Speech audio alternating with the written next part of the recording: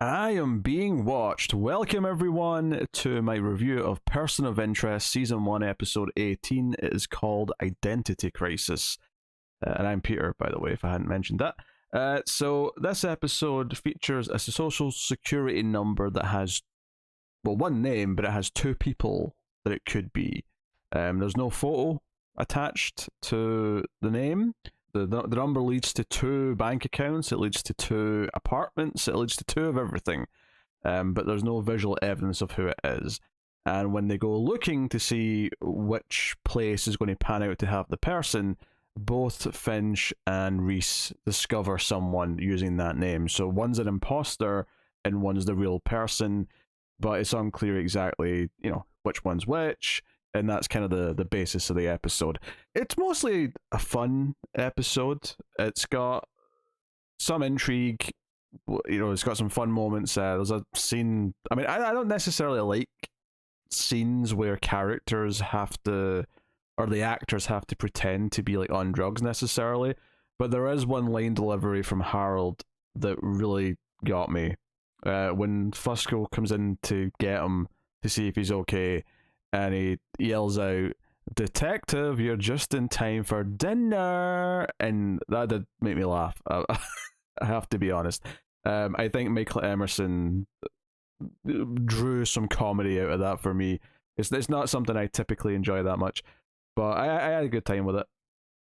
I think the biggest thing going against this episode probably is just how binary it is in terms of, because normally there's these episodes will have a premise, right? These standalone stories on Person of Interest, they'll have a premise and there'll be a thing that we think is going on, or the episode wants us to think is going on in the first third to maybe a half, sometimes longer depending on the episode, and sometimes it'll twist a couple times. But almost never is the first thing that they think is happening is actually the thing that's happening, and then it'll change, it'll twist. And I think because this episode is so binary with, okay, there's this bartender who's using the name Jordan Hester, and there's this woman in a fancier apartment using the name Jordan Hester, and Finch is even kind of smitten with the woman. And they tell us, a third in, oh, it looks like the bartender guy is the bad guy, and that he's using this identity to make ecstasy, and he's a drug dealer, effectively. Immediately, having watched Person of Interest, I went, well, no, somehow it's her. I don't know how we're going to get there, but somehow it's going to be her, because we have to do the swerve. We have to go to the other direction. And to be fair to the episode and to be fair to the writers, I think they knew that was a problem. They knew that we were all going to be thinking that, because they even have the characters kind of just talk about the fact that that's a possibility. When Finch, who's following the woman using the name Jordan Hester, when he eventually loses her for a second and goes into a bookstore he thinks she went in, she doubles back and talks to him, and as if she's a stranger, not as if she doesn't accuse him of following her. She just sort of has this social interaction where he's looking at a book and she starts talking to him. And Reese even points out that this could be a tactical move from her. She might have noticed she was being tailed, and she might intentionally be doing this to see who you are and figure out why she's been followed. She might actually be coy here. And then quite quickly, it looks like she might be followed by another couple of guys, and Finch thinks he has to save her, and he does a little trick by pretending to know her and that he's got her coat. And then the episode progresses. But I think having that little exchange where Reese says, hey, she could just be tricking you, and it might actually be her, I think that's the writers of the episode acknowledging to the audience that we know you're probably thinking it's going that way, and we're going to bring it up, I think, in an attempt to make us then doubt it because they've brought it up, and we think, oh, well, because they brought it up, it won't go that way now. But it's early enough in the episode, and there's so much more of Finch spending time with her that it just made too much dramatic sense to have it be her that was the bad guy, and have her turn on Finch and possibly put Finch in danger by being alone with her.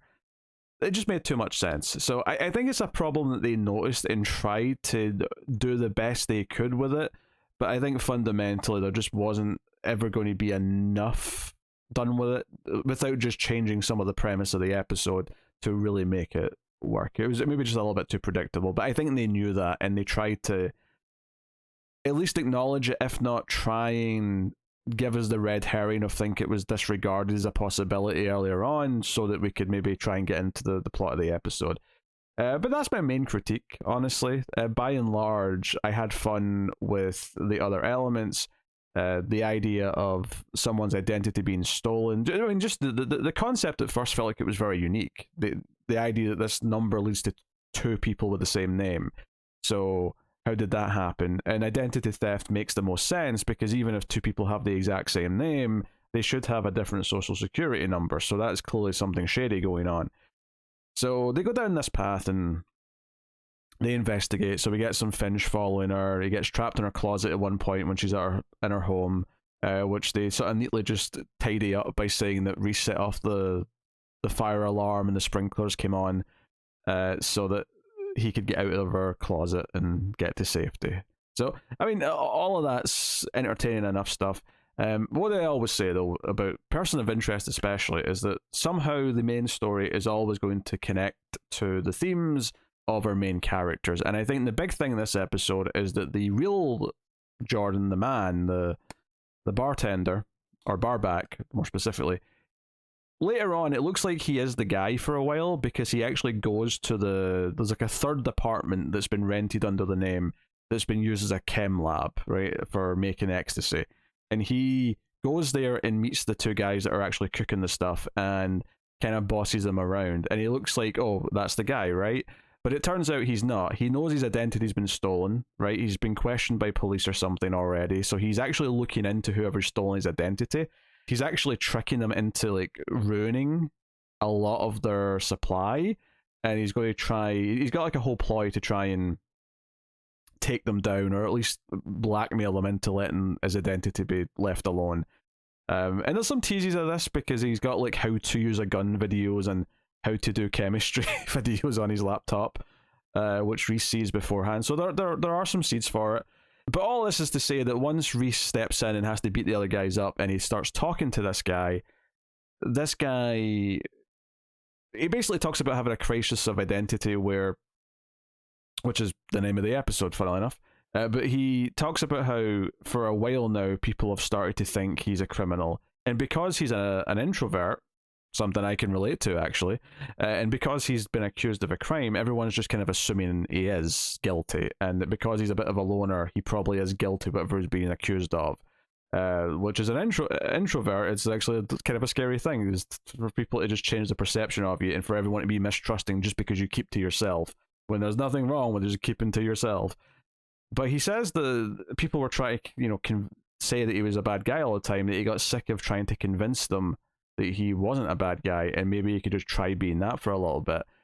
And I think that ties in nicely, that idea that he almost just gave up and decided to be a bad guy because everyone was saying he was, and then he's thankful that he got to keep his identity and that he could stay who he was by the end because of the help from Reese and Finch and all, et al. Is that ties in probably mostly with Fusco more than anyone else, because with Fusco this episode, multiple times Fusco says to Reese, what am I doing? Am I doing dirty stuff to stay in good with HR so I can be like a little, rat up to you? Or am I doing good things like helping you save people? Because it seems like he actually kind of likes doing that. And he raises this question a couple of times, and I think it's very intentional that he's raising that question in an episode where this other character's saying, I was starting to think I should just be the bad guy that everyone is saying that I am, because it's getting too hard to fight against it. And it's almost like a critique of Reese and the way he talks to Fusco and the way he keeps saying, oh, you're a bad guy, Fusco, and that's where I'm going to keep you. I think that's an interesting little point to prod at, and it almost made me kind of, just a little bit, even though it wasn't Fusco himself that was doing the thing, it made me root for Fusco a little bit more. And Fusco himself does as well, admittedly, in a different way, because Fusco finds that there was another victim of this identity theft who was actually thrown in jail for making ecstasy when he was completely innocent and his identity was stolen, but everything was on his name.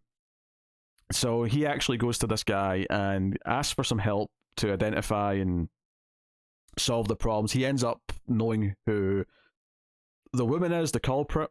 He doesn't know that she is the culprit, he just knows her under a different name, which is what flags her as lying about who she is, and Fusco, goes from there. But Fusco makes a point of promising him that he'll help him get out. Like, if we catch whoever's done this, it'll prove you're innocent and I will get you out, I promise. So we get a nice scene at the end where he lets him out. Well, he doesn't let him out himself, but he's there to greet him when he comes out of jail, and he says that, hey, go back to your little girl, like go and see your daughter. And they bond a little bit because Fusco also has a kid, right? He mentions his son. And it's just a little bit of a human connection that feels like, Fusco is taking pride in this. He is happy that he has helped out an innocent person. It's a good little moment for him. It makes us like Fusco a bit more and see that, you know what, even if he did do bad things, that is possible for some form of redemption. That maybe, that's not who he wanted to be, and now he's having a chance to be who he wants to be, which neatly leads us directly into Reese and all these bad things he did for the CIA and all these things he did when he was like a deep cover operative and all the rest of it. And he's been given a chance by Finch to be the best version of himself that he can be now, and how much good he's doing with that. So if he gets that chance, then why shouldn't Fusco? And maybe that's something that Reese and either deep down knows, and it's why he's giving Fusco a chance, even though he's giving him a hard time, or maybe something he'll realize more in time and do. But so even that thing about everyone's saying I'm a bad guy, so maybe I should just become that, it also relates to Reese, because even in this very episode, the Carter subplot is the dude from the Orange Wednesdays ads is back from the FBI, and he talks to Carter. He doesn't suspect her of anything. Carter's not answering Reese's phone calls all episode. She doesn't want to be involved with him right now, which follows on directly from last episode. She's taken to a new little office area where the FBI have got a task force set up to try and capture Reese. And this guy gets a lot right. He says, hey, the CIA started becoming a lot more shady after 9/11. They started doing a lot of things like torturing, more extreme measures, and they did some of it in this country. And he points out Snow and says, hey, he's the guy who covers up the domestic stuff that they do. And I do want to expose all that, but I want to catch Reese. And when he's talking about Reese, he basically says, yeah, they needed someone to do all these bad things. He calls him a sociopath, but he says they needed someone to do all these bad things. He's kind of, he's along the right lines. He's talking, and or at least what I'm saying is he's telling a lot of truths to Carter here, to a point, right? As he's saying this, I'm like, yeah, Reese did do a lot of bad things, and we talk a lot in these reviews about how he does need some form of redemption, that he is, the Ronin episode where the kid said, your masters made you do some bad things, that's part of his character, that's part of what he's atoning for, and, the soul searching, I guess, if you want to call it that. But then he gets something wrong, and it's something, more importantly, that Carter knows is wrong, is that he theorizes that he's a gun for hire, and that he's probably working for Elias. And if there's one thing that Carter probably knows, completely, is that that's untrue. She knows that he's working with Finch. She knows that he's not working with Elias specifically as well. It's enough to maybe think that she's questioning everything else he's just told her. If he's wrong about these things, then how wrong is he about everything else he just said? And the truth is that he's actually right about a lot of it. Like, he did do a lot of bad things for the CIA, seemingly. I mean, we've not seen a lot of them, but there's been implications and teases of a lot of the things that he's done with his past. I think it's fair to say. So it's enough to just not want to throw him under the bus. Because at the end of the scene, when he says, hey, is there anything else you can tell us that's not in your reports? And this is her moment where she could say, I've been in contact with them, and this and this and this, and probably get him in the shit, implicate Finch and things, and she doesn't. And I'm not saying she definitely would have, had he not gotten to that big mistake and got it completely wrong, but I do think that was probably like not a safety net, but like a support beam to help her make a decision at the end of this scene, where she has a reason to doubt that it's the right choice because he got a lot of those things wrong, and she at least knows that the intentions of what that he has right now seem to be more noble and better than this. So it's interesting though. She's still conflicted by the end of the episode though. She's still not answering the call. One last time at the end she gets a phone call and she ignores it. So it's still in a rough place with Carter's relationship to our main pair, but very interesting progression here. It's also interesting as well that just, there is a task force looking for him that aren't this shady CIA group now. This is someone who seems to be a decent enough person hunting him because they think he's bad. That's, that's something else maybe we have to deal with. It's not something where we can just hope he gets shot in the head, because he doesn't deserve that.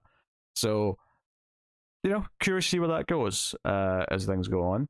And as far as Reese and Finch themselves go in this episode, there's a really sweet little moment at the end of the episode when Finch is still under the influence and they're back at the library. And Finch is still, going on and on. And Reese gives him some water and a blanket. Finch is like, where are you going? Are you leaving me? And Reese says, no, I'll keep an eye on you. I'll be here. So that's kind of sweet on its own that he's just there to look after him. But then, and this is the big thing, is that Finch says, go on, let's talk. Ask me anything you want. And there's just a moment where you think, oh, Reese is going to ask something juicy. Because one of the running things this whole season is that Reese has been following Finch. He's been looking into who he is. He wants to know more about him. And he's got an opportunity here to do it. Guilt-free, to just say, okay, give me an answer about how you built this machine. Give me an answer about who Ingram is. Any of this stuff. And instead, without much time to consider it, he just says, no, you'll regret it in the morning.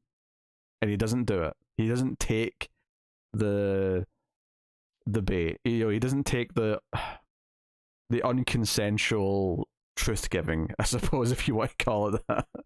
But I thought that was a really sweet moment at the end that maybe, I don't think the audience is going to doubt Reese at this point. We've seen enough good things from him to know that he's a character to root for. But in this very episode where we've been told he's done all these bad things in the past, you get this little moment at the end where he just makes a choice. Not only is it the good moral choice, but specifically in this case, it feels like a choice made out of friendship that he's built over with this person. He's built this friendship up with Finch over the course of the season, and he's not going to outwardly or just directly ruin that. And I think that's a very sweet moment at the end of the episode that it gives it a nice moment to end on.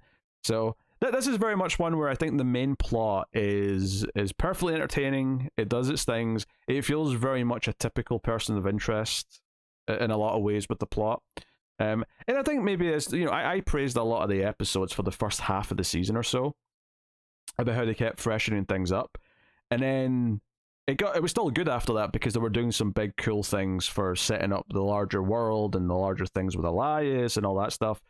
But there's been a couple recently that have been a bit just more in the okay territory.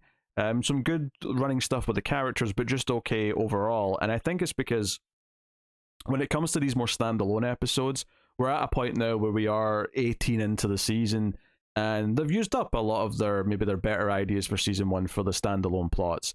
And I think we're at a point now where that formula does feel like a formula a little bit, and that's not the end of the world. We're towards the end of the season, and I did just sneak a peek at the IMDb ratings for the next episodes, basically the rest of the season, because there's 4 left, and they're all really highly rated. So I have to assume that we're probably gearing up to big stuff happening for the last few episodes of the season. And that's quite exciting. But this was a solid episode. It wasn't as special as a lot of the earlier standalone episodes, but it does have some good character beats, some good little character thematics, and little moments of, just reflection upon the characters that you can enjoy in a show like this, where it feels like everything's feeding into what they are. But I will also say that it does kind of feel like maybe we're doing a few, between this one and the Wall Street one, and maybe one before that, it does kind of feel, not the baby one last week was really good. That stood out as being good in this little batch. But it does feel like maybe we're doing a few extra of these standalone episodes to bide time before all the bigger stuff towards the end of the season. And I do feel that a little bit, but not in a super negative way where I'm annoyed or anything like that.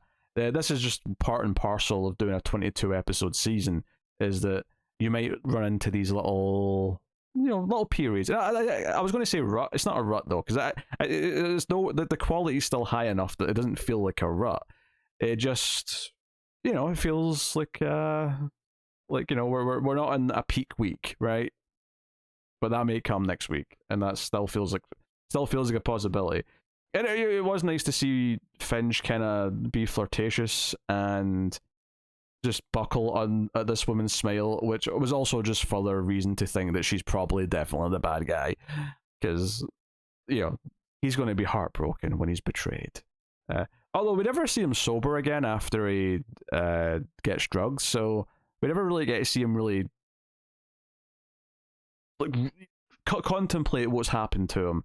I wonder if there'll be maybe a sly reference to it in next episode or relatively soon, where maybe Reese will poke fun at him for failing that miserably.